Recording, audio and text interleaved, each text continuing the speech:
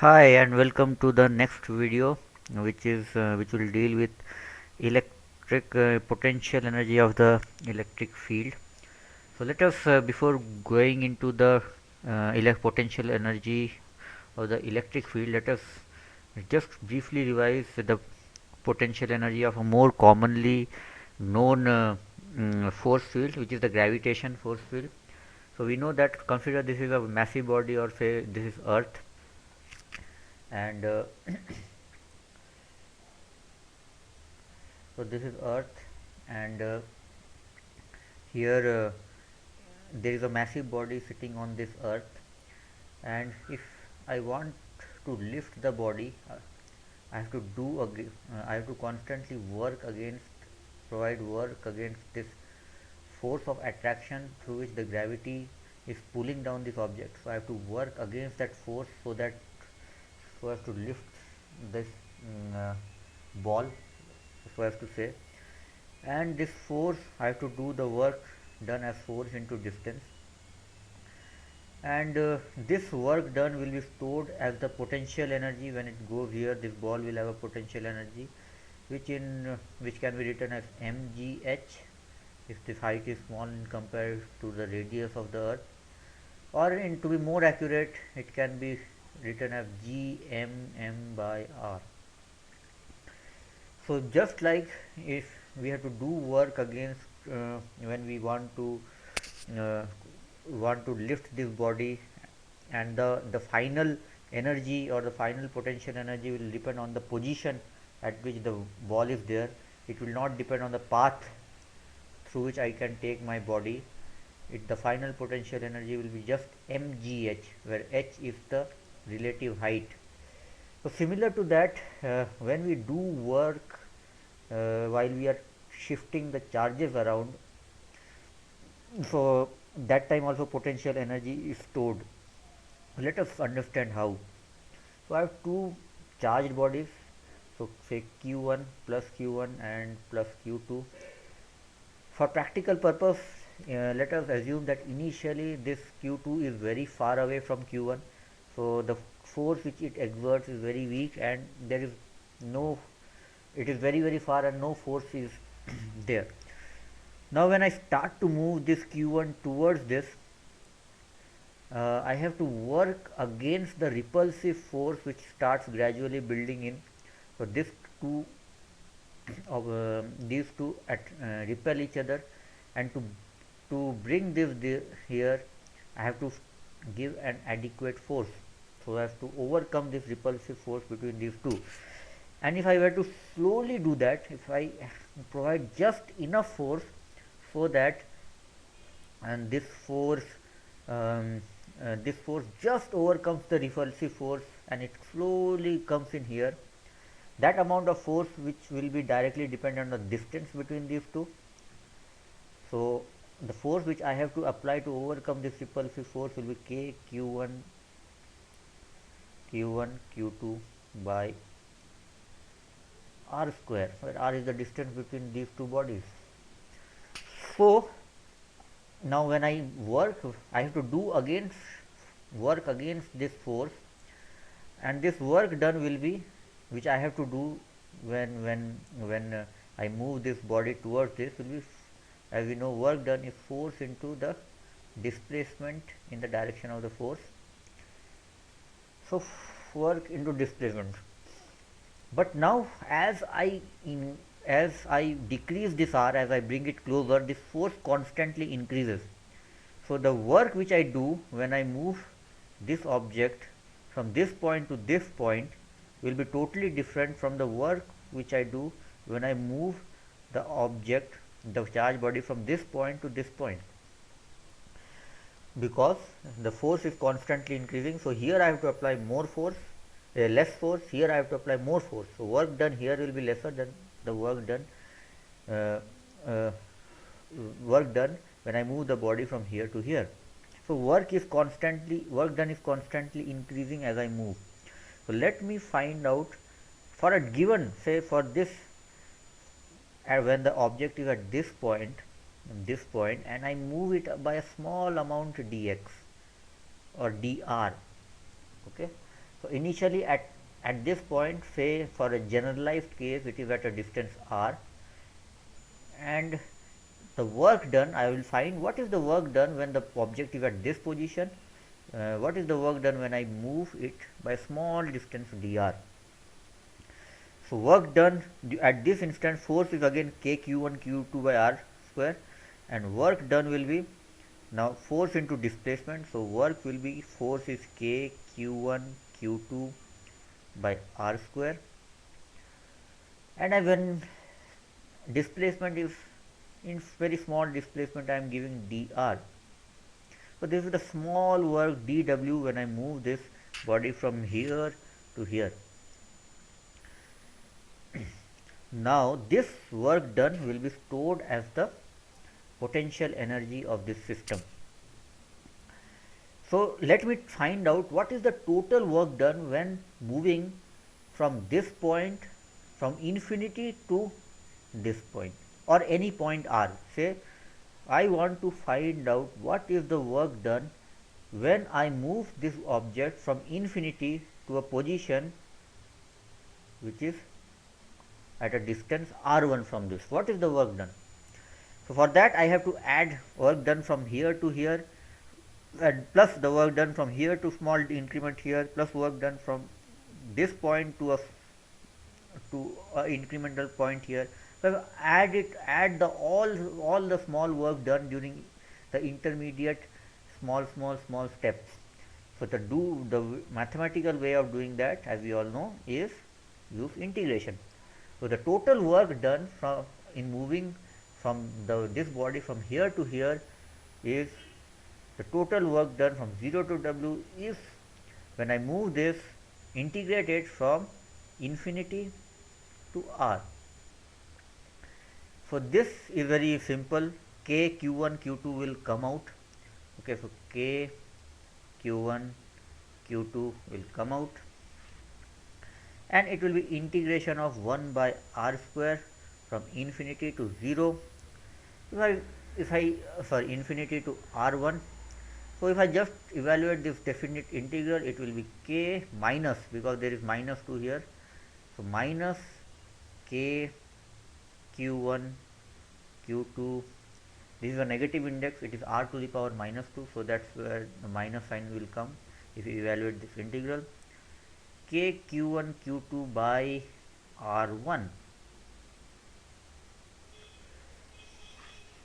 Okay, so this is in fact, so whatever work I do from bringing this body from infinity to this point is the potential energy.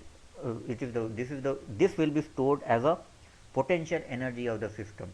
So if I release that, if I release the force, it can go back to infinity and it can pull some, say, bullock cart or any object with it. So it can do work for me, because it will, when I move it from this positive charge from infinity to this point, then it can do that amount of work for us. So the potential energy, the potential which will be stored, so we know that potential is minus of, so minus of W. Okay, this is the potential energy, and there is another. Why there is minus W? Because work is going away from us. So when I am doing this negative sign means, that I have to do this work, I have to push, so I will have less energy, work will be taken away from me. So the net available work will be, energy for me will be negative. Okay, but whatever work I am doing is getting stored inside this. Okay, so whatever work is negative for me is positive for this two charge system, because energy, whatever energy I am spending is going into this system. It can now do work on it itself. So I am losing energy, but this system is gaining energy. So that's why this potential energy is termed as minus of W. If the nomenclature is, it has a negative sign with W. Now there is one small twist to which we have to do with the potential. This is the work done for the full charge. Okay, so if I have a charge q and this total charge which I am bringing from infinity is q2, this is the total amount of work which needs to be done. But potential, to standardize it, so the amount of energy will be different if the charge is q2, it will be different if the charge is q3, it will be different if the charge is q4. To standardize that, we define a term called potential, electric potential. So electric potential is the amount of work done per unit charge. So per unit charge, then if we know per unit charge, then the total work can be easily obtained by multiplying the total charge. So the way potential is defined is the work done per unit charge. So the potential of this electric field because of this q will be equal to the work done per unit charge minus of work done per unit charge. So minus of work done per unit charge. So per unit charge, total charge is q2. So work done per unit charge will be W by q2, which comes out to be k. I will make it general instead of q1. So let me say that this charge, any charge q, so this will be q. So the potential will be k q by r. So this is a very important term. It is like the mgh term of the gravitation field. Okay. So whenever I have, so what is the definition of potential? Electric potential. Electric potential is the work done. The electric potential because of this charge q is the work done per unit charge to bring that unit charge from infinity to that point. Again, this is a very important definition which can be, anybody can ask. So the what is electric potential? So electric potential at a point, point, electric potential at a point due to this charge, due to any charge q, is the work done to bring a unit test positive charge from infinity to that point. And what is the work done to bring a unit positive charge from infinity to this point, to a point which is at a distance r1, or a distance r1? If I say r1, then it will be, this will become r1. So what is the work done per unit charge to bring that unit charge from infinity to this point r1 is, or in other words, what is the electric potential at this point due to this charge? It is k q by r1. This is one very important concept relating to electric potential. So now the next topic is the equipotential surface. Okay. So equipotential surface. Equipotential surface.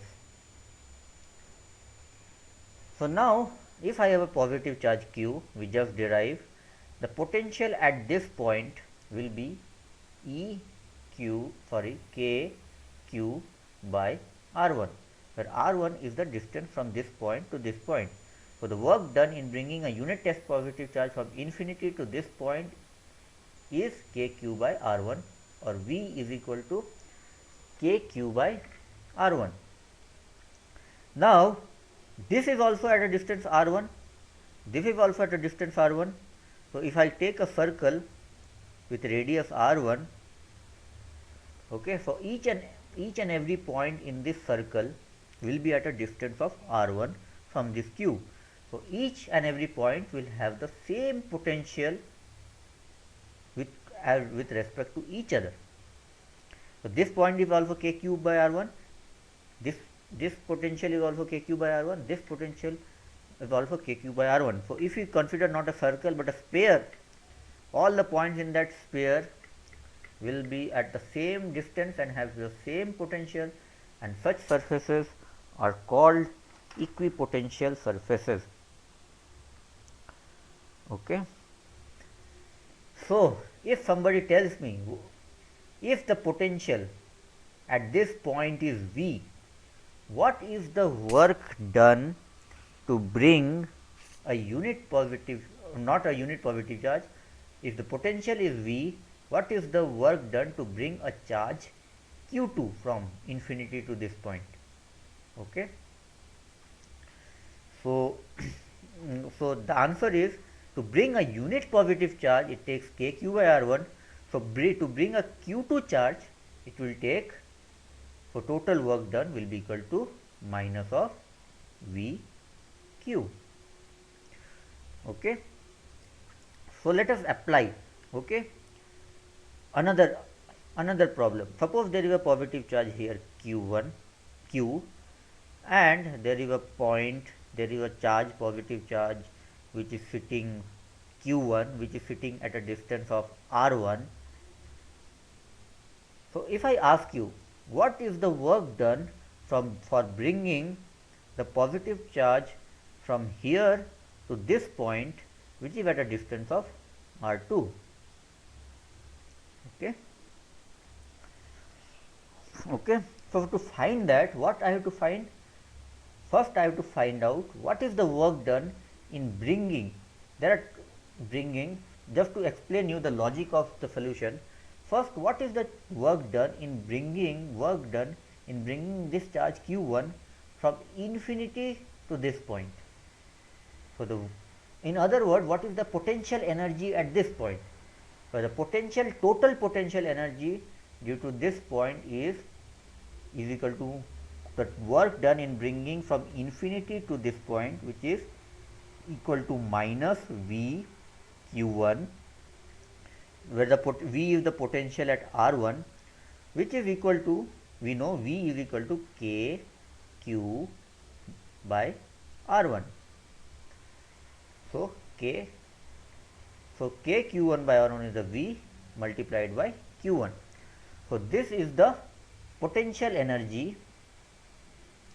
So this is the potential energy. In other words, I have to do a minus sign also, because W is equal to minus VQ. So minus sign comes. Potential energy at this point is minus k q1 by r1. What is the potential energy at this point? At this point, it will be potential energy at point 2 is equal to minus k q by r2 into q1. So this is the potential energy at this point. This is the potential energy at this point, kq by r1 into q1. This is the potential energy at this point. This is the potential energy at this point. So the total work done in moving from this point to this point is the subtraction of this potential energy, which is equal to minus kq by r2, kq q1 by r2 minus kq q1 by r1. So these are some of the general type of problems which you will face in potential energy, potential, electric potential, and we will solve some of the problems in our regular problem solving videos and to show you a few examples. But before that, so this is based on k q1 q2 by r. Okay. Now let us go into the next topic, which will be calculating potential from electric field. So calculating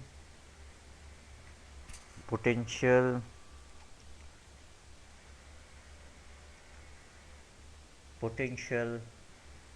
from electric field.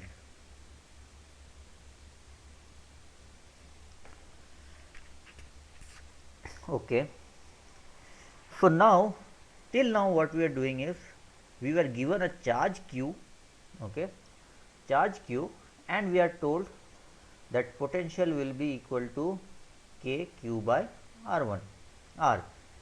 But now we don't know the q. What we know is there is a charge which is producing an electric field. Okay, this question can be twisted like there is a charge, okay, there is a charge, okay, uh, there is a charge which is creating an electric field which is dependent on E, which is dependent on this q. If there is a point charge that which is dependent on the space where it is located. So if it is a point charge, if you go back to chapter 2, I guess, then this electric field will be a function of the position. So if I denote the position by say s, okay, I denote the position by s, then or where s is the distance from this point to this point, then what I can write, then E will be equal to k q 1 q by s square or r square or s square. But if I have any particular distribution, not a single charge but a lot of charges, then in general, the general case, I can write it as E can be a function of position. Okay. So now I am not given a charge. The charge can be anything. It can be combination of two, three charges. But I have been given an electric field. Okay, an electric field is there, and I am asked to find what is the potential because of this point. So potential, if we remember correctly, then potential is what? Potential is the work done per unit charge. So work from bringing in from infinity to that point, okay, or from bringing the charge from infinity to this point. So now the work done per unit charge means first I have to find the work done. So the work done per unit total work done is nothing but dW, small work done, will be equal to the force into small displacement ds. Okay, so this is the small work done. Now we know force. So from we need to find a relationship between force and this electric field E. So now if we go back to our previous chapter 2 results, what was the definition of electric field? Electric field was nothing but force per unit charge. Okay, so electric field is nothing but force per unit charge. Okay, any test charge q naught. So now if E is force per unit charge, then force is equal to E into the electric field into q naught. So now I can substitute this force here. If you don't remember that E is equal to force per unit charge, you can go back to the video lecture of chapter 2 and perhaps revise some of those concepts. So now if I replace this, so dW will be equal to q naught Es into ds. So now what is potential? What was the potential? Just a few minutes back we remembered potential is equal to dW by q. So work done per unit charge, or here in this case is q naught. So potential will be equal to dV is equal to minus dW, work done per unit charge. If I replace this, the value of dW from this equation, so here, then I will get dV is equal to Q naught, and Q naught will get cancelled, minus ES ds. Okay. So then what is the total change in potential when I take a body from say point 1 to point 2?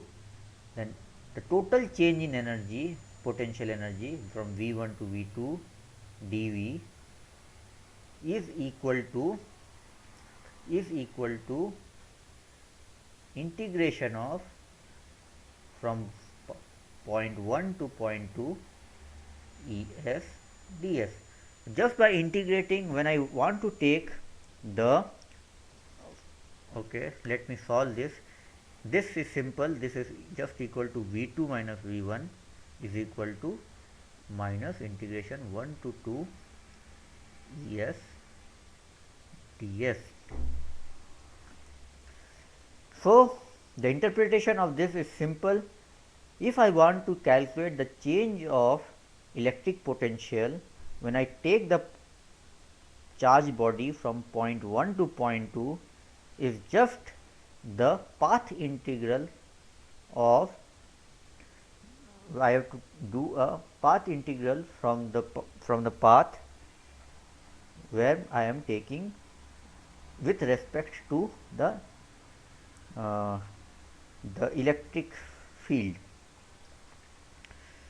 So this is the relationship between the electric potential and electric field.